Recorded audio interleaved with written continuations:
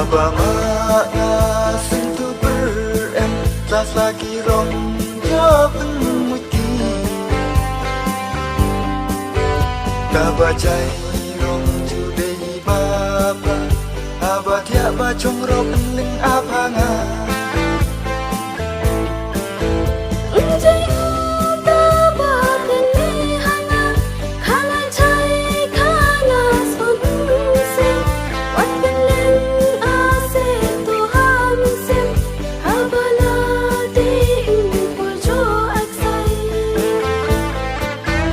Habala ong bahi pa kunta Deben slam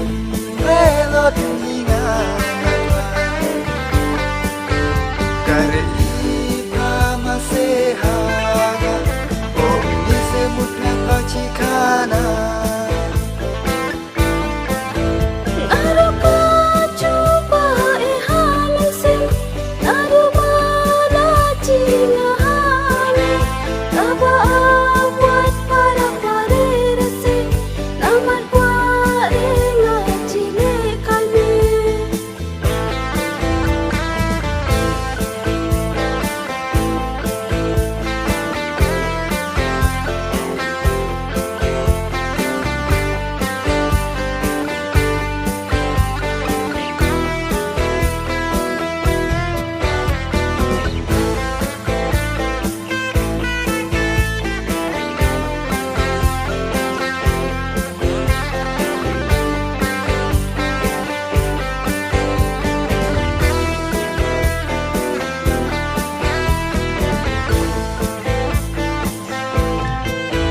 Baci penslam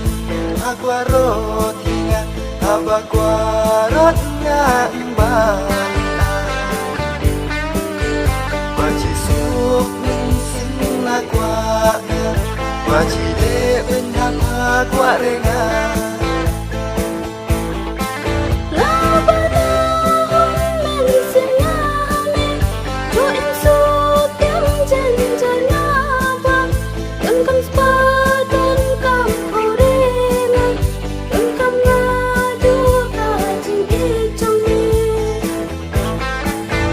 Kau